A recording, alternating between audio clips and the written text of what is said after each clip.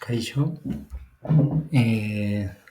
hirua atas honetan azalduko dut nola nire espresio intelektiboaren dinamika sortu dudan. Hemen berez ez du eskatzen bideo bat, baina uste dut ulertarazago egingo duela nola garatu dudan dinamika hau. Hortarako, hasi naiz Geminirekin, zenetan nirik ez dute esperientzerik horrelako dinamiketan, eta egin dudana izan da, sartu diot zer den eskatzen dena teknikaren aldetik, dinamika honetan garatzerako orduan ze puntu garrantzitsu, orduan hartu ditut, eta nik idatzi beharrean, esan diot, pasidez hurrengo irudiko testua, testuerera kopeto izateko.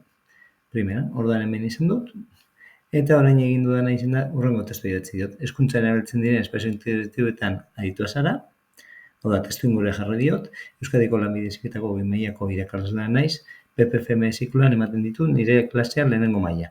Vale. Kontestua. Eskolan espazio interaktiboa jarri digute martxan, eta bere beltzeko nahi dut, baina ez dut inoiz erabili eta dinamika bat garatu nahi dut. Ondorengo zehaztasunak ditut, eta orain kopiatu dut goikoa, eta puntu bakoitza, puntuz puntu, zehaztu dut zer dugun. Orduan, han ikasle taldearen tamaina eta espazioen ezaugarrian, gure kasuan 20 pertsonako taldea dira, eta espazioa 60 metro karratuko gela bat dugu benetan. Lau pareta proiekzioak egin daitezke, eta lau mai interaktibo daude. Hau benetan badugu. Zikloko zein gaitasun edo ikaskuntza emaitzan landuko diren zehaztu. Hau, egokin iruditzen zaiona, izten diot Geminiri. Justifikatu dinamika hau, berdina. Dinamika ikaskuntza prozesuan zein momentutan landuko den, lehenengo mailakoekin landuko da, ni bertan ematen baitu klaseak, eta ikasturte hasieran, hau da, irail eta abendu artean. Ebaluazio estrategia definitu, zein ebidentzietan nola jasoko diren, hau, beti ere gaien arabera izango da, orduan ezin du zehaztu oraindik, ebaluazioaren ezaugarriak definitu, nolako izango den feedbacka hau ere ezin dut zehaztu, pertsonalizazio eta irizgarritasun elementuak zehaztu, hemen mesedez eskatu dut pertsonalizazioaren bat zehaztea, dinamikaren pauso atal ezberdinak zehaztu, eta berezko bitxi dut. Dinamikaren eropena, bai, 2 orduko saio bat jarri dut, zen eta ordu betekoa gutxi da, bertara joan, ekipak piztu, gela mugitu, baina ordu gehiago ere ez ditugu. Klaseetan, blokeak, normalan 2-3 ordukoak izaten dira, eta ez du nahi ere ikasleak bere egoera berri honetara ohitu gabe izanik, bai, eureri arrotza egitea eta saia egitea. Baliabideak zehaztu, hemen kopiatu dut teknikako bideoan ikusi dudana, mai digitalak, 4 mai digital ezorrintua dago, hau horrela da, bakoitzan 4-5 ikasle lan egin dezakete erraz, interaktiboak dira maila, moldagarriak, inklusioa argolatu aldira, eta paretetan proiekzioak egin aldira, hau horrela da, paretan multitouch dira eta interaktiboak. Honekin, beraz sortu dit lehenengoko talentuaren mapeatze eta konponbide sorkuntza. Hemen,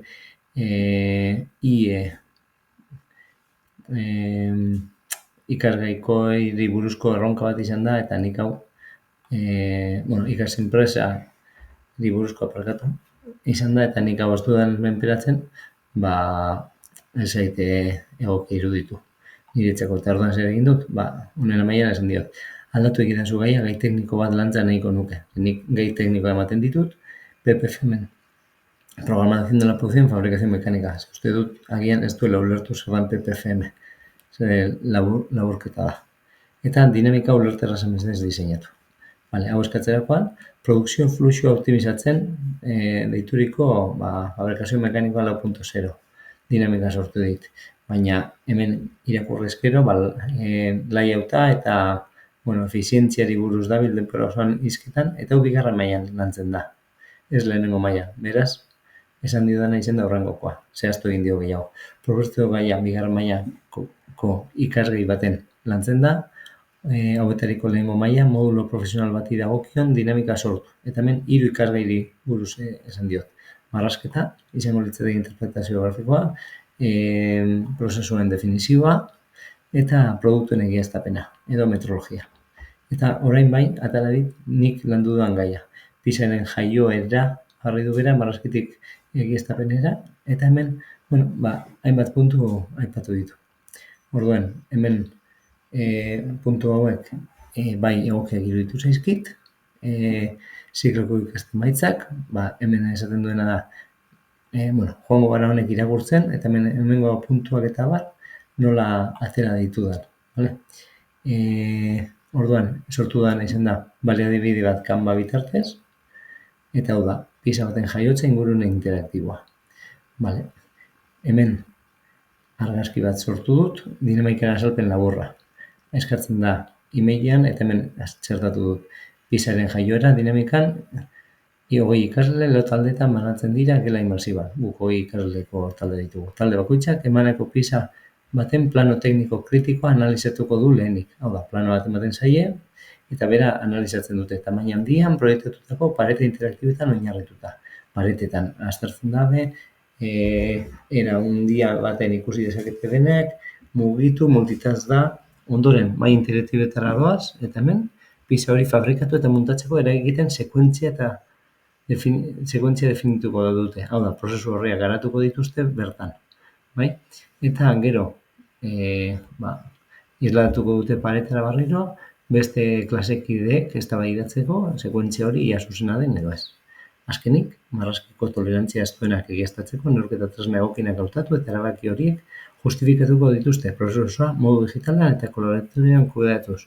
Hau egingo dute, euren mai interaktiboetan eta paretetan berriro eztabaidatuko da klase guztien artean. Hau izango litzateke dinamika. Vale. Zer proposatzen dit? Ikasle taldearen tamaina eta espesioen ezaugarriak, taldean 20, aipatu dugu antolaketa 4 taldeetan banatuko dela, 5 ikasle talde bakoitzeko, espesioen erabilera 4 mai interaktiboak eta 4 parete interaktiboak. Bai? Honek ja aipatu ditugu, nasartuko gehiago. Ziklo gaitasun eta ikaskuntza emaitzetan, dinamikak honetan landuko den gaitasuna, mekanizazio prozesuan oinarrizko interpretazio eta definizioa izango dira. Eta zehazki, landuko den ikaskuntza emaitza, IE3 izango da. 2 ordu ditugu, ez dugu denbora larregirik, eta egingo dana da pisa baten planoak zuzen interpretatu, aplikatu beharreko fabrikazio prozesua identifikatzen du, eta pisa egiaztatzeko beharrezkoa diren neurketa tresnak hautatzen ditu. Ikaskuntza emaitza hau landuko da zehazki. Zuzenean. Segaitik joan espazio interaktibo batetara, zein da bere justifikazio edo baliorantzia. Marrazketaren kasuan, 3D interaktiboak ikusteko paretetan aukera izango dugu, eredu edo plano tamaina handian proiektatu algo dugu, ikasleak paretan ukitu, mugitu algo dute, eztabaidatu, ezaugarriak gertutik aztertzeko. Bai? Ez dina 3 batetan, edo irakaslea bakarrik bere ordenagailutik gela baten sortatuko litzatekena. Bigarrenik, prozesu fluxuaren kudeaketa kolaboratiba. Taldeak mai interaktiboetan lan egiten dute, prozesu horria garatzen dute digitalki, denen artean, eta ondoren prozesuaren sekuentzia paperetari gotzen dute eta talde guztien artean alderatu eta eztabaidatzen da. Orduan, hau bai da beste diferentzial bat, zentzuna duena, eta azkenik egiaztapenaren simulazioa egiten da, eta mai interaktiboetan neurketa tresna ezberdinen irudia proiektatzen dira, ikasleek marrazkian eskatutako tolerantziak eta dimentsioak kontutan hartuta, tresna egokien aukeratu eta simulatu beharko dute nola egingo luketen neurketa. Simulazio bat egiten da, simulazio interaktibo bat. Orduan, ze pauso jarraituko dira?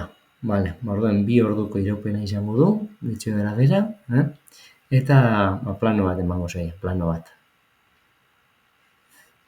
Dinamikaren pausoak edo atala zeintzuk izango dira. Aipatu dugu, planoaren azterketa eta tolerantziak, lehenengo interpretazio grafikoa landuko da hemen, eta hemen pareta interaktiboan aztertuko dute ikasleek, prozesuaren definizioa, mekanizio prozesu fluxua hau egingo dute mai interaktiboetan eta gero botako dute paretetara, bai? Klase guztien artean aztertzeko ia, lehengo eta behin, makinak, eragiketak eta erramintak egokia diren edo ez.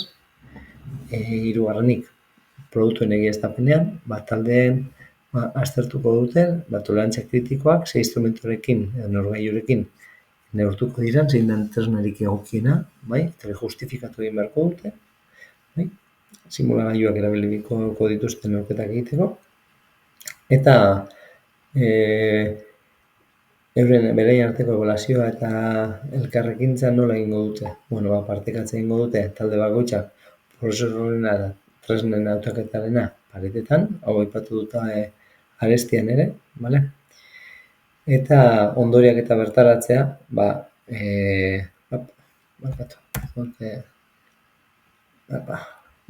irakasle taldea ekarpena bateratu eta prozesu zuzena finkatzen du. Ikasleek egindako akatsak, azpimarratuz. Orduan irakasleak hemen, beti egongo da adi, zuzenketa horretara. Orduan, ze ebaluazio estrategia proposatzen dira? Prozesu horrietan, prozesu horriak jasoko dira, evidentzi bezala, tresnen hautaketetan, tresnen horren zerrenda eta justifikazioa, eta ahozko justifikazioan, pareta horretan egiten dira klasean danen arteko eztabaidak, eta aurkezpenak horre baloratuko dira. Pertsonalizazio eta irisgarritasun elementuetan zer aipatu. Hemen egingo dana da, adibidez, planoak aztertzerako orduan, denek ez dute zertan gauza bera aztertu behar. Interesen arabera, batzuk landuko dituzte forma tolerantziak adibidez, eta beste batzuk neurri tolerantziak, edo akaberan interpretazioak egingo dituzte, simultasunarenak. Hau da, hainbat aspektu daude planoetan beti aztertzen ditugunak, eta taldekideen artean, beraiek, banatu alko dituzte, zertan zentratuko diren batez ere, edo zer lideratuko duten beraiek, ezta? Naiz eta denen artean gero, adostasun batetara helduko diren, eta konpartituko duten informazio hori, ea ados dauden. Irisgarritasun aldetik, maien inklinazioa, kasu honetan oso garrantzitsua da, eta planoak normalean guk maietan egiten dugu geletan, eta asko erosoagoa da, inklinazio hori ergonomia aldetik, adibide gisa. Eta, hemen aipatu nola sortu dudan irudi hau, nola egin dudan, kopilotera joan naiz, eta esan diot gazteleraz emaitza hauek lortze aldera, generan una imagen de un plano técnico con vistas acotadas, con su hoja de proceso y varios instrumentos de medida, landuko duguna, da batera dit, ez zaite asko gustatu, esan dio, planoa ez da oso zuzen, hemen testua ez da zuzena, ez da ondo, eta esan dio, genera un plano más complicado y asegúrate que las vistas sean correctas y el texto sea legible en euskerarako da. Hemen sortu dit, euskerarako planoa, bintzat euskeraz irakurtzen da, nahiz eta planoa jarraitzen duen ez ondo egoten. Esan dio, genera una imagen donde aparezcan 4 personas señalando un plano técnico grande con vistas acotadas sobre la mesa. Hay además varios instrumentos de medición típicos. Eta nahiko txukun, pertsonak ez dira ikasleak. Orduan gero esan diot, aldatu idazu mesedez ikasleen gantik. Eta azkenik esan da, mai interaktiboetan bada, sartu idazu plan hori, mai interaktiboetan gainean dagoela. Eta hau da, lorturiko emaitza, da hau da nik gero, txertatu dudana nire lan dinamika honetan. Eta hau izango litzateke proposatzen dudan dinamika, kasuntan, gela edo espazio edo ingurune interaktiborako. Eta beste barik.